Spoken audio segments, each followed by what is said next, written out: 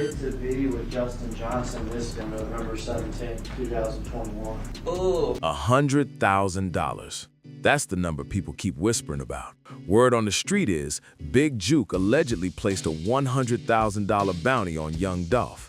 Then, not long after, rumors started spreading that somebody placed one on him too. We knew that, he don't Dolph knew he or whatever, so. Who had a hit on whose head? Big Juke had a hit on Dolph head or whatever. The tension around Memphis was already heavy, but what shocked everyone wasn't just the rumors.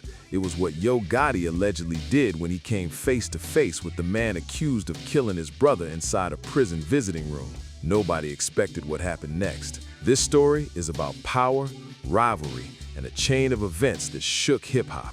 Yo Gotti, the Memphis rap boss who built a music empire reportedly worth over $100 million, wasn't just a rapper anymore. He was a businessman, a label owner, and one of the most influential names coming out of the city. How do you know that Big Juke had a hit on Dolph's head? I had told me about it, quick, then just How much money was it supposed to be? 100,000. And now, picture this moment.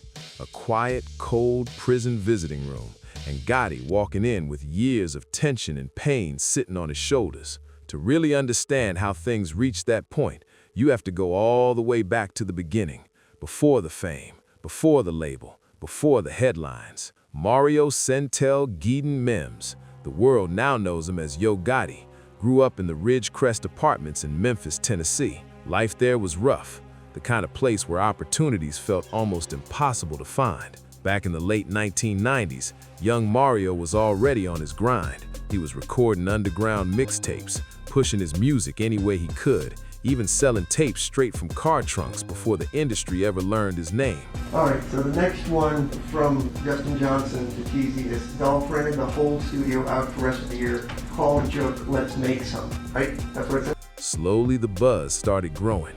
Then his 2012 album, Live from the Kitchen, helped push him into the spotlight. And by 2016, when Down in the DM dropped, the whole culture was paying attention.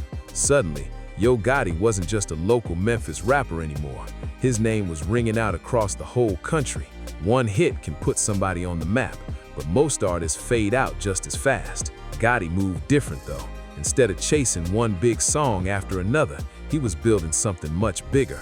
A real empire. That empire was CMG, short for Collective Music Group.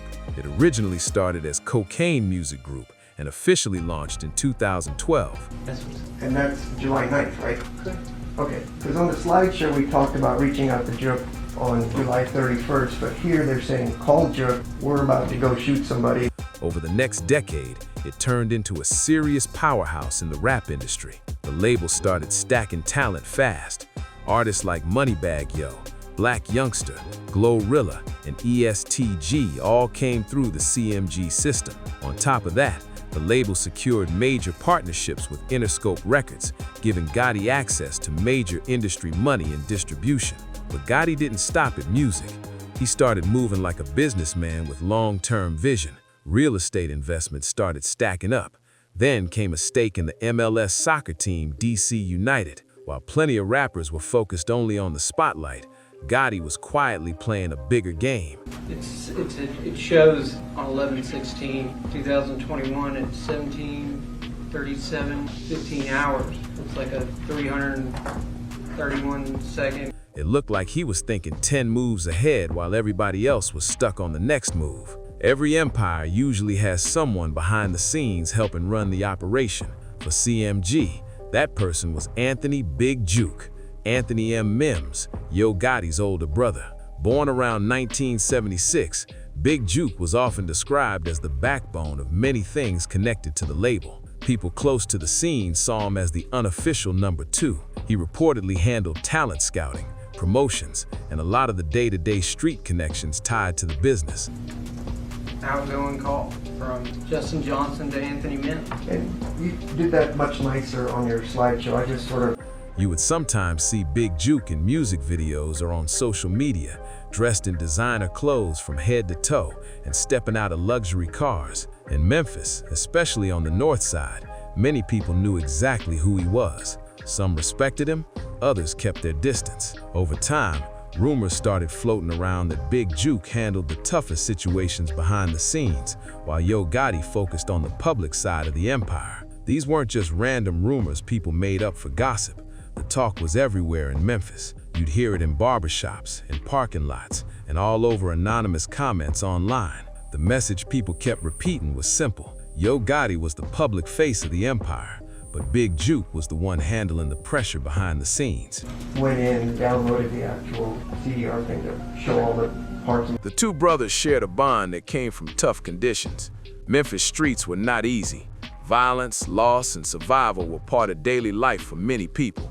From a young age, loyalty meant everything. If someone stood with you, you stood with them no matter what. In 2020, Yo Gotti even spoke openly about his brother during an interview. He said, "My brother been my rock. He taught me the game." It's a text from Justin Johnson to Juke. At the time, it sounded like a proud moment between two brothers who built their success together. Looking back now, those words carry a much heavier meaning. But the game people talked about was about to turn into something far more serious. Around this same time, another powerful voice was rising in Memphis rap, Adolph Thornton Jr., better known to the world as Young Dolph. Dolph represented something completely different in the industry. Through his label Paper Route Empire, he stood as a symbol of independence.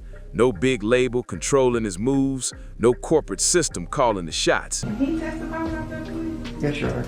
Who are the texts from? So it's from Justin Johnson. For many fans, Paper Route Empire represented freedom in hip-hop. Tension between CMG and PRE reportedly started around 2014. That's when stories began circulating that Dolph turned down a deal connected to CMG, choosing to stay independent instead. What started as a business situation slowly turned into a serious rivalry. Then the diss records started flying. Dolph's 2017 track, Play With Your Bitch, took direct shots at Yo Gotti's street reputation, and the whole rap world started paying attention. To Anthony Memphis. And I know there's more than one text, but I'm concerned about the one on record. I'm starting with the first. Gotti's camp didn't stay completely quiet either. There were subtle jabs, slick lines in songs, and moments like the track Design a Party that fans believed carried hidden shots. Some people claimed the whole situation was just rap drama for attention and streams. But then, things started getting serious because bullets began flying. In 2017, Young Dolph's SUV in Charlotte was reportedly hit with more than 100 rounds during a shooting. Somehow, Dolph survived that attack. Later that same year, another shooting incident happened in Los Angeles. Once again, Dolph made it out alive. Surviving two separate attempts only made the story even bigger. So we've already discussed all the hardware store and all the other stuff. With regards to Juke, did you all ever try to interview Juke? On the streets and online, people began pointing fingers. One name kept coming up in rumors, Big Juke. Some believed he was the one pulling strings behind the scenes. Still, nothing was ever officially proven at the time. Meanwhile, Yo Gotti kept his distance from the chaos. When asked about online drama in a viral clip, he simply said, "I don't go back and forth on the internet. You're never gonna win." Fans argued non-stop about what was really happening.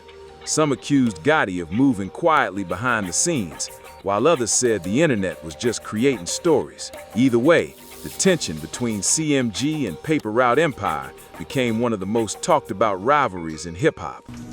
Yes. When did you try to do that? Then everything changed on November 17, 2021. Young Dolph walked into Makita's Cookies in Memphis, a place he had visited before. But this time, he never walked back out. The news spread through the city like wildfire, and the entire hip-hop world reacted with shock.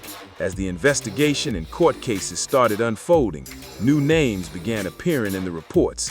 One of them was Justin Johnson, also known as Straight Drop. According to information discussed during the legal proceedings, Johnson was not just a random person connected to the case. We executed a search warrant on his phone Okay. when he was at the airport. Okay. It wasn't annotated that you had talked to anyone in the police force. The lead detective said you guys never reached out to him. Evidence presented in court suggested communication between him and Anthony Big Juke Mims. During the hearings, The defense discussed phone records and messages that reportedly linked the two together. One detail that caught attention was a phone call lasting about 331 seconds between Justin Johnson and Big Juke Mims on November 16, 2021, just one day before Dolph was killed. More than 5 minutes on the phone. That raised a huge question everyone kept asking. Get to be with Justin Johnson this day on November 17, 2021. What exactly was said during that call? Prosecutors suggested it was an important piece of the timeline, and according to the courtroom discussions, investigators also examined text messages that appeared to use coded language. Investigators also looked closely at text messages that were reportedly sent from Justin Johnson to Big Juke. In court, prosecutors argued that these communications pointed toward coordination behind the scenes. According to their claims, the messages suggested planning tied to a murder-for-hire situation that would shake the entire city of Memphis. During the hearings, the defense raised another interesting point. They asked investigators whether police had ever seriously tried to sit down and interview Big Juke about his alleged connections to the suspects. The response in court caught people's attention. We knew that, he don't Dolph him head or whatever, so. Who had a hit on whose head? Big Juke had a hit on Dolph's head or whatnot, so. How do you know that Big Juke had a hit on Dolph's head? I could quit had told me about it. Quit and just How much money was 100,000. Testimony revealed that authorities had executed a search warrant on Big Juke's phone while he was at an airport. However, according to statements discussed during the trial, investigators did not conduct a full formal interview with him at that time. That detail quickly became a major talking point around the case. Then things became even more dramatic when Cornelius Smith took the stand. Smith was one of the individuals who admitted involvement in the shooting, and his testimony pulled back the curtain on how the events allegedly unfolded. When attorneys asked how he became connected with Justin Johnson on the day of the killing, Smith gave an answer that stunned the courtroom. He mentioned a figure that immediately caught everyone's attention: $100,000. And you testified earlier about this. Smith claimed he was told that a bounty of $100,000 had allegedly been placed on young Dolph. According to his testimony, he heard about this through Govin, who prosecutors described as a middleman connecting people involved in the situation. The trials that followed the killing of young Dolph revealed a complicated and troubling picture. Court testimony, evidence, and witness statements showed how a rivalry in the music world could spiral into something far more dangerous. For many watching the case, it exposed how quickly the lines between entertainment, street conflicts, and serious crime can become blurred. Cornelius Smith's testimony turned into one of the most intense moments in the entire case. When he took the stand in September 2024, the courtroom went completely silent. Just to be clear, Govin. Smith admitted that he was one of the people who fired shots during the attack that killed young Dolph, and the details he shared were chilling to hear. According to his testimony, he was paid $40,000 for his role. That number shocked a lot of people watching the trial. $40,000 for something that would end a man's life and shake an entire city.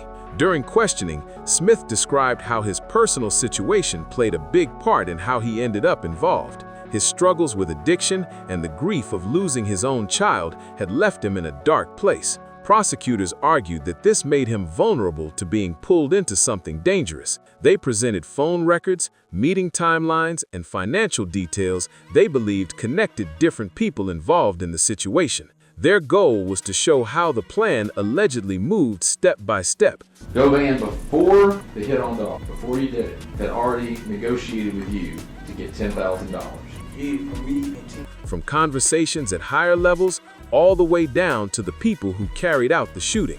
A key focus during the trial was the alleged money trail. Investigators discussed payments connected to Govin, who prosecutors described as a middleman. Testimony suggested that $10,000 came from Smith and another $10,000 from Justin Johnson, with the money allegedly moving through Govin as part of a larger $100,000 bounty that had been discussed in the case. Prosecutors presented this as evidence of a murder-for-hire setup, claiming the plan moved through multiple people before reaching the shooters. According to testimony, Conversations about money reportedly continued even after the killing happened. People involved were still asking questions about payment and what they were owed. Now, I want to be clear about, I'm going to get to that in a minute, but I want to make sure $10,000 to you, you talked about it before, and then he came back to you after the fact and asked you about the 10 because he wanted his money, right? The defense, however, pushed back hard during cross-examination. Attorneys challenged Smith's credibility, questioning his motives, his past actions, and whether his statements could be fully trusted as evidence in such a serious case. During cross-examination, the defense went straight after Cornelius Smith's credibility. They brought up his history with drug addiction again and again, arguing that his struggles could affect his memory and judgment. Their strategy was clear. If the jury believed Smith couldn't be trusted, then a major part of the prosecution's story could start falling apart. The defense also raised another controversial claim during questioning. They suggested that Smith's lawyer had allegedly received around $50,000 connected to individuals tied to CMG. That accusation immediately stirred conversation in the courtroom and outside of it. The defense used that point to question whether Smith's testimony might have been influenced in ways the public didn't fully understand. The situation created a serious question hanging over the trial. Was Smith sharing the full truth about what happened, or was he telling a version of events that protected certain people while putting the blame on others? Despite those attacks, prosecutors continued pointing to the larger pile of evidence they had collected. Phone records, text messages, and statements from other witnesses all formed a complicated timeline that the defense struggled to completely break apart. Meanwhile, the case against Justin "Straight Drop" Johnson moved toward its final chapter. On September 26, 2024, the verdict came down. Johnson was found guilty on multiple counts, including first-degree murder, conspiracy, and possession of a firearm by a felon. The courtroom reaction was intense because everyone knew what that verdict meant. The judge handed down a sentence that guaranteed Johnson would spend the rest of his life in prison, life behind bars, plus an additional 35 years added on top. His legal team quickly announced plans to appeal the decision, arguing there were issues with evidence and trial procedures. But for that moment, the conviction stood firm as Johnson was led out of the courtroom in shackles, facing a future surrounded by concrete walls and razor wire. After the trial started unfolding, the streets of Memphis were buzzing with one heavy question. Would someone retaliate for young Dolph's death? People across the city kept wondering if another chapter of violence was coming, and if it did, who would be the next target? Then another major twist arrived in the courtroom. On August 21, 2025, Hernandez Govin's trial reached a shocking outcome. Govin was acquitted of all charges connected to the killing of young Dolph. Many people following the case did not expect that result at all. Ironically, Cornelius Smith's testimony played a role in that outcome. While his statements had helped prosecutors secure a conviction against Justin Johnson, parts of that same testimony pointed more strongly toward Big Juke as the person allegedly connected to the bounty. Govin's defense team used that angle aggressively.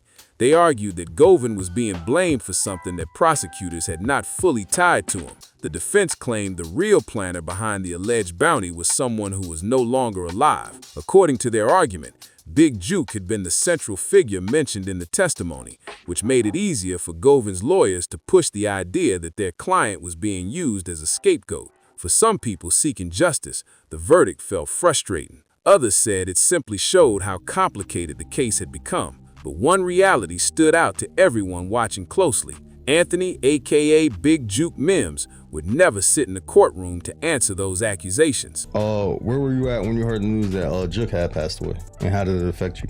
I think I was riding down the street. That's because months earlier, Big Juke had already met a violent end of his own.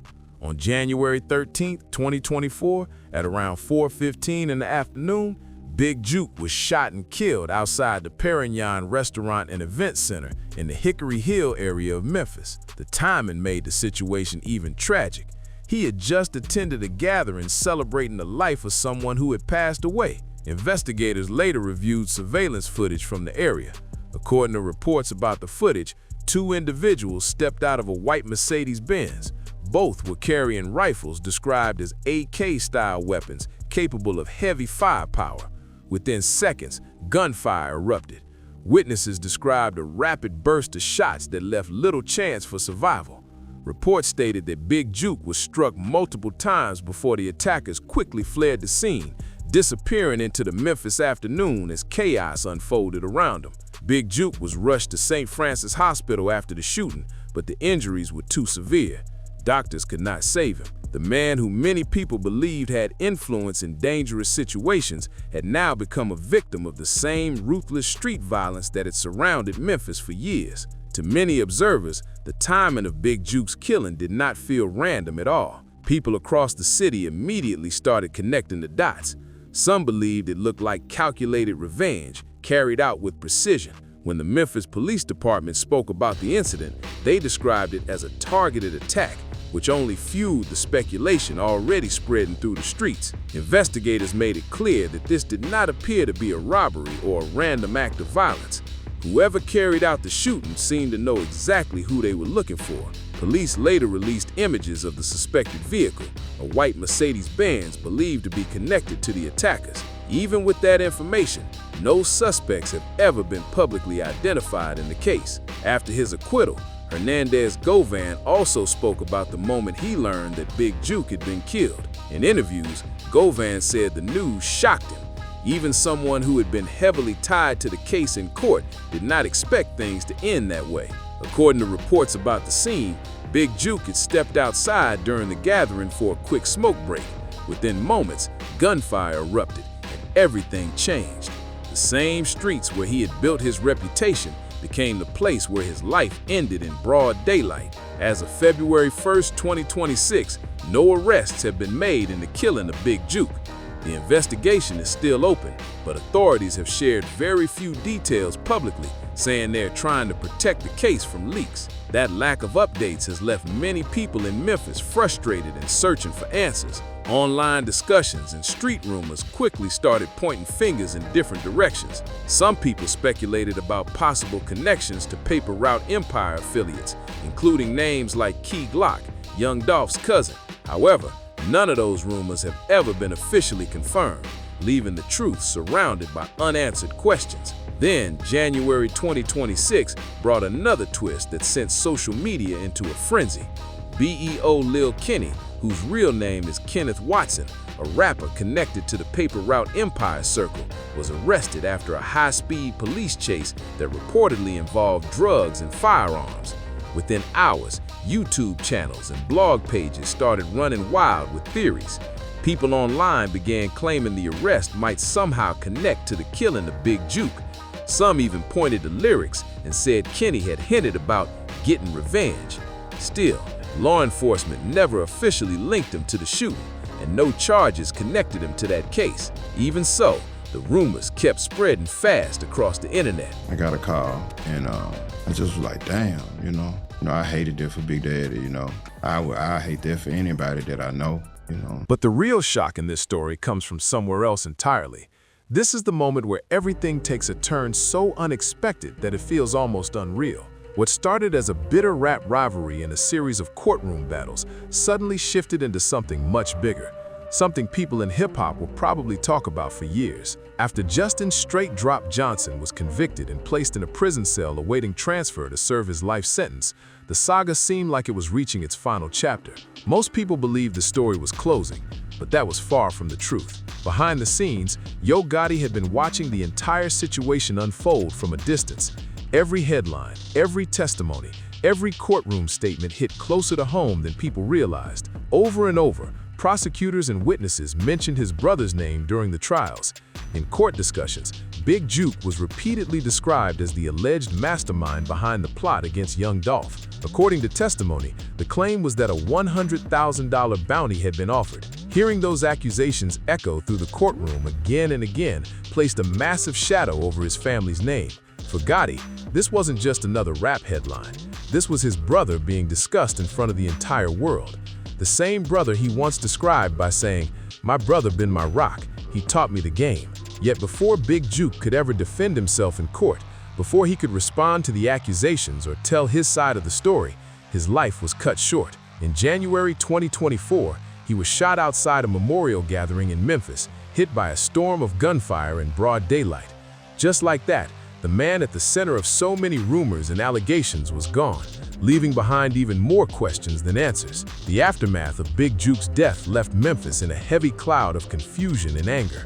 Weeks passed, then months, and still there were no arrests, no suspects publicly named, just silence from the Memphis Police Department, while speculation spread across social media and the streets. As of February 1st, 2026, more than 2 years after the killing, the case was officially opened. Police said they were holding back certain details because of concerns about leaks, but for many people, that explanation only created more frustration.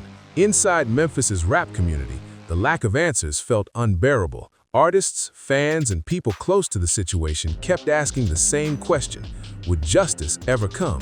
At the same time, new rumors kept appearing online.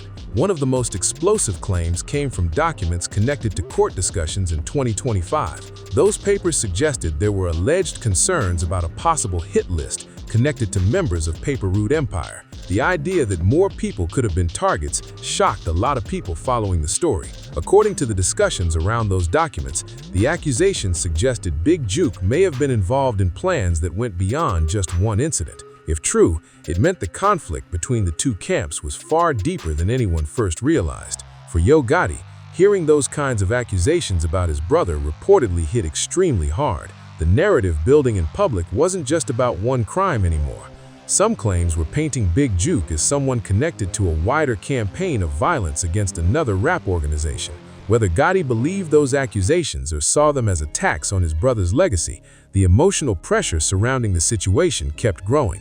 And sometimes, when grief and anger mix together, they can lead people down unexpected paths. According to individuals who claimed to have knowledge of the situation and spoke anonymously, something surprising happened after Justin Johnson received his life sentence. Reports began circulating that Yo Gotti managed to arrange a visit with Johnson not long after the sentencing that sent him to prison for life. How Yo Gotti allegedly managed to get on the approved visitor list quickly became a topic of heavy speculation. Some people believed his powerful industry connections, including ties through CMG and relationships within the music business, might have helped make the visit possible. Others pushed more dramatic theories online, claiming money may have been involved behind the scenes. Still, none of those claims were ever officially confirmed. He was at a funeral and he was taking a smoke break, or? Yeah, he was at a repast, when they going to celebrate, life or whatever. Prison officials kept things tight and refused to explain the details of the visit. Authorities declined to comment on the approval process, leaving the entire situation surrounded by mystery.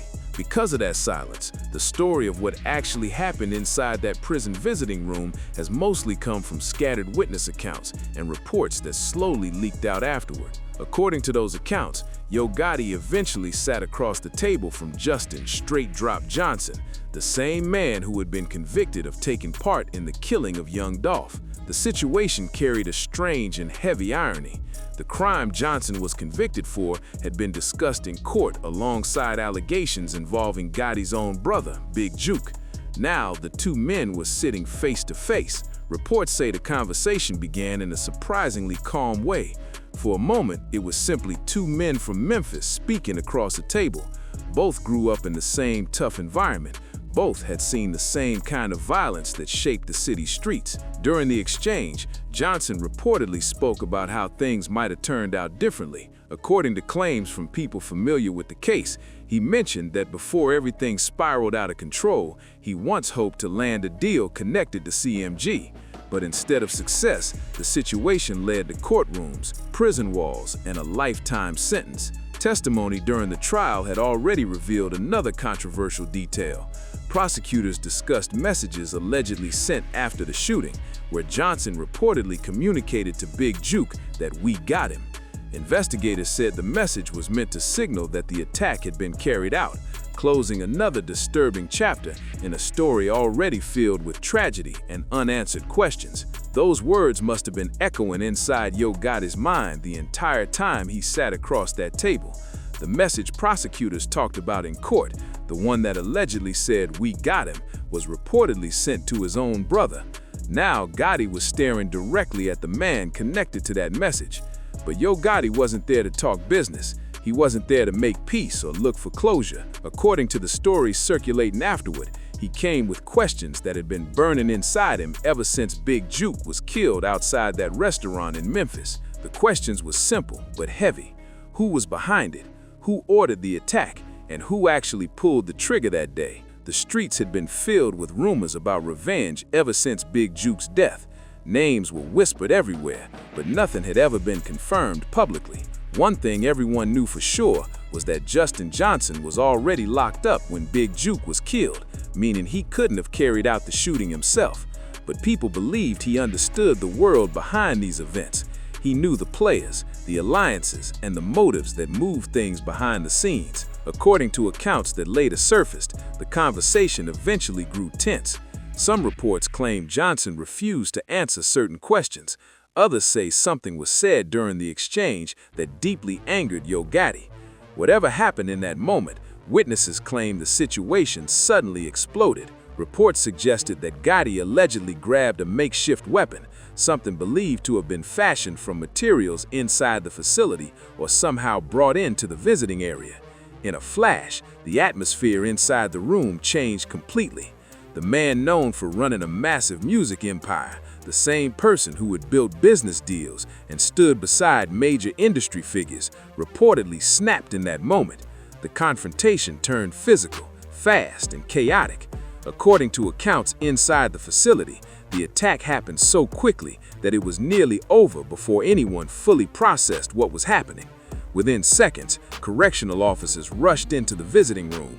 Their training kicked in immediately as they moved to separate the two men and bring the situation under control. Went outside to take a smoke break, and there it was. By the time correctional officers rushed into the visiting room, the damage had already been done. Reports claim Justin Johnson suffered multiple stab wounds to his torso before Yo Gotti was finally restrained. Guards reportedly tackled him, forcing him to the ground as the chaos inside the room unfolded. Medical staff were called in immediately to treat Johnson and stabilize his injuries. At the same time, officers placed Gotti in custody, handcuffing him and escorting him out of the visiting area. What happened in that room didn't stay quiet for long.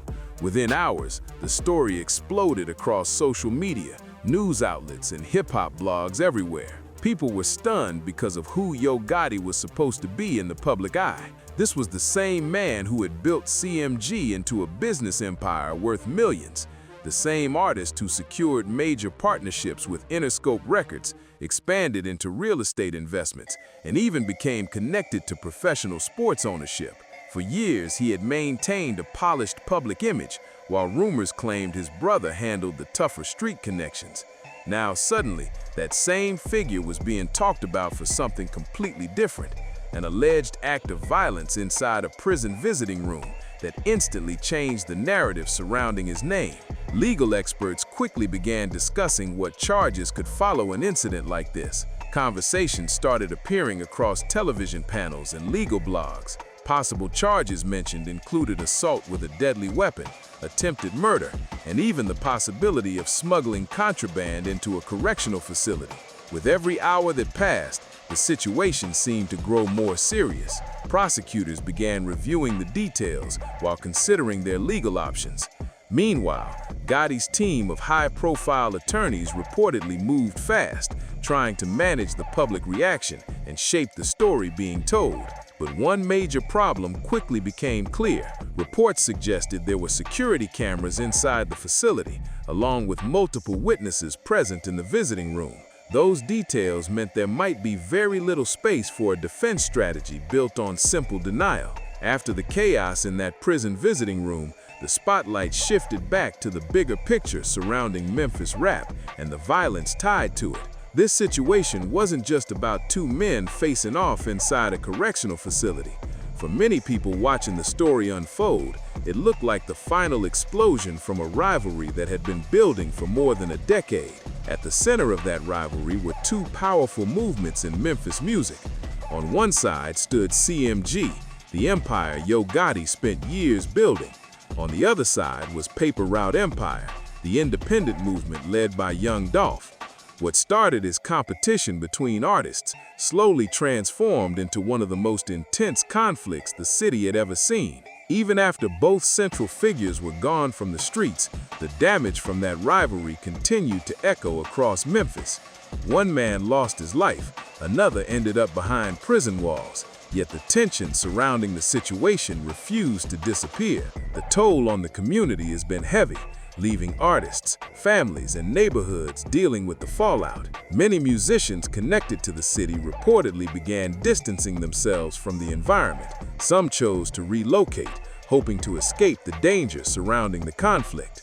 One name often mentioned is Key Glock, young Dolph's cousin and a major artist connected to Paper Route Empire. After Dolph's death, reports suggested he stepped away from Memphis for a period of time, creating space between himself and the streets that had already taken someone so close to him. The violence inside the city has been a serious concern for years. Memphis records hundreds of homicide cases annually, a statistic that reflects a much deeper issue affecting the entire community. While not all of those tragedies are connected to music or rap rivalries, the culture surrounding street conflicts has sometimes crossed into the entertainment world in dangerous ways. Do Govin. All right, and who is Govin? And then they Govin quick, about And who is Clay? social. During the trials connected to young Dolph's death, Cornelius Smith's testimony painted a complicated picture of how different people and neighborhoods were connected. In court, he described the network of relationships built through friendships, family ties, and long-standing street affiliations. Those connections stretched across the same neighborhoods that once produced some of Memphis's biggest rap success stories. The very streets that helped launch artists like Yo Gotti and young Dolph into the spotlight are also places where many young lives have been lost. For many residents, that reality feels like a painful cycle that continues repeating itself year after year.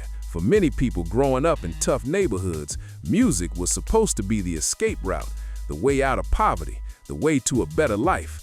But in this story, that dream is often collided with a much darker reality. Instead of freedom and success, too many lives connected to this conflict have ended in prison cells or tragic funerals. Now the question everyone keeps asking is simple. What happens next? The legal situation surrounding Yo Gotti continues to develop, and the entire music industry is watching closely. CMG, the label he spent years building into one of hip-hop's most powerful independent brands, is now facing one of the most uncertain moments in its history. Behind the scenes, serious questions are being raised. Who leads the label moving forward? How will the company handle the public fallout? And what happens if the man who built the entire empire is tied up in years of legal battles? Those concerns have created a cloud hanging over the organization.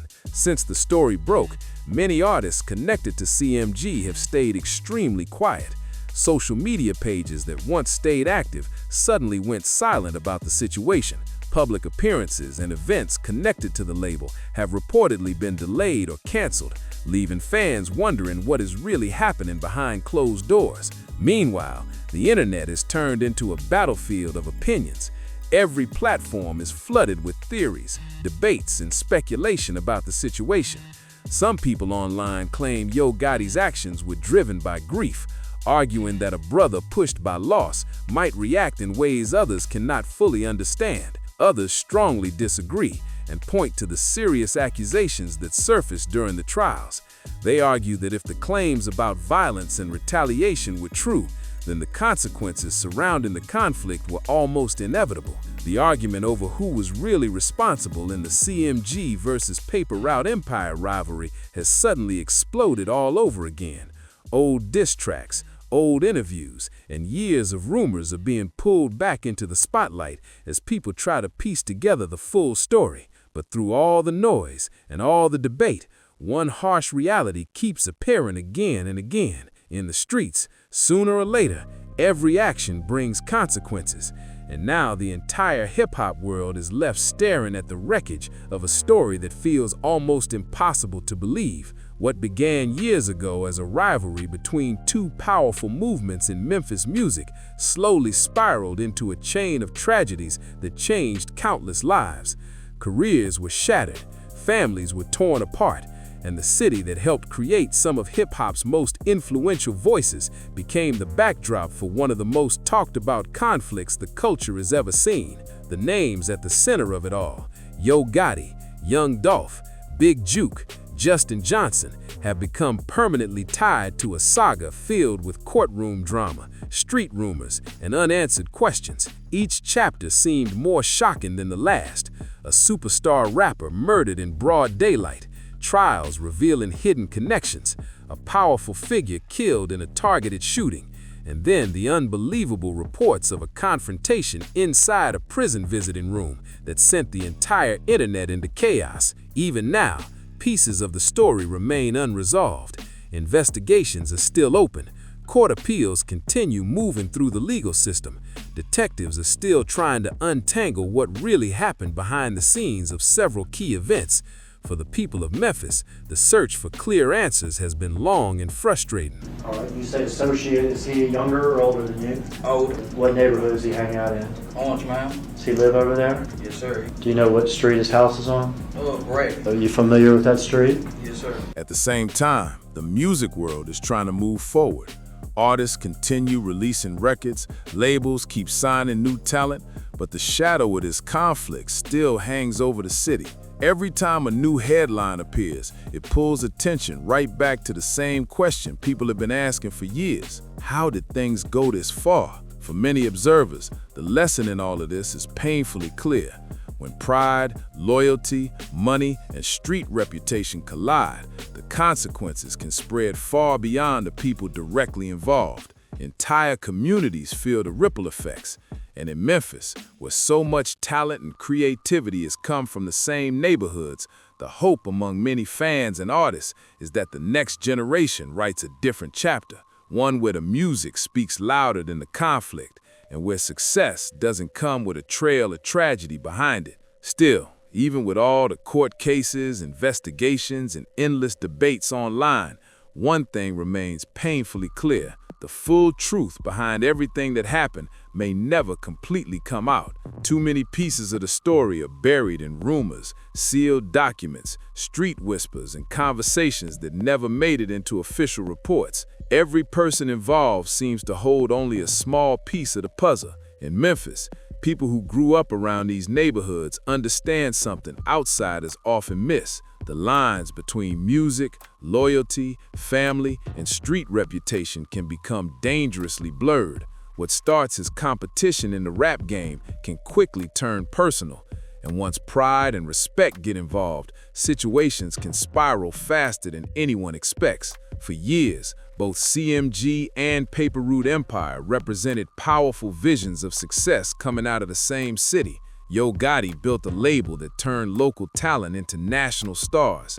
Young Dolph built an independent movement that inspired artists to control their own careers. Two different paths, two different philosophies, but both carried the same message to the next generation, that escaping the struggle was possible. That's why the fallout from this conflict hit so hard.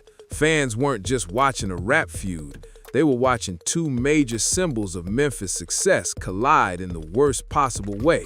The tragedy didn't just affect artists and executives, it rippled through neighborhoods, families, and young fans who once looked at these figures as proof that the city could rise above its struggles. Even today, people still debate what really drove the rivalry to its breaking point. Was it pride, business competition, street loyalty, or a mixture of all three building pressure year after year until something finally exploded? No single answer has ever satisfied everyone. What makes the story even more haunting is the number of lives permanently changed along the way. Some lost their freedom, some lost family members, others lost mentors, friends, or partners who had been part of their journey from the beginning. Every new development seems to remind people just how high the cost of that rivalry became. And in a city filled with incredible musical talent, many hope the future tells a different story.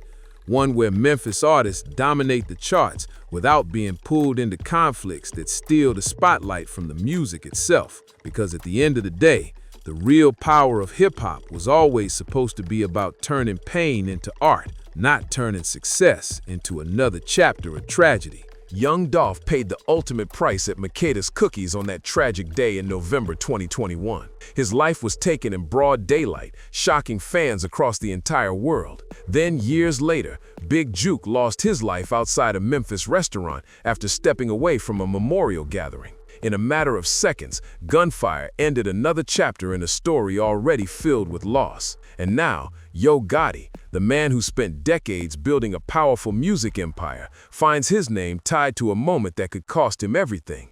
His freedom, the legacy he built, the empire he worked years to create, all of it now overshadowed by what reportedly happened inside that prison visiting room during a moment of anger and grief. The Memphis rap scene will never look the same after this. The same city that gave the world legends like 3 6 Mafia, 8 Ball and MJG, Project Pat, and so many others has been deeply shaken by this conflict. What once looked like a battle for dominance in the rap game turned into something far more tragic. Because when you step back and look at the full picture, the truth becomes impossible to ignore. Lives have been lost, families have been broken, and people who once stood at the top of the music world are now either gone or facing years behind bars. In a situation like this, there are no real winners. The only question left hanging in the air is how long this cycle continues. How many more lives will be affected before the violence finally stops? How many more stories like this will Memphis have to endure? As the sun sets over the Memphis skyline tonight, that question still has no clear answer. The streets remember everything, and the story is far from forgotten. If you made it this far in the video, make sure you hit that like button, subscribe to the channel, and share this video so more people can hear the full story. And drop a comment below letting us know what you think about this entire situation. Your voice matters in the conversation.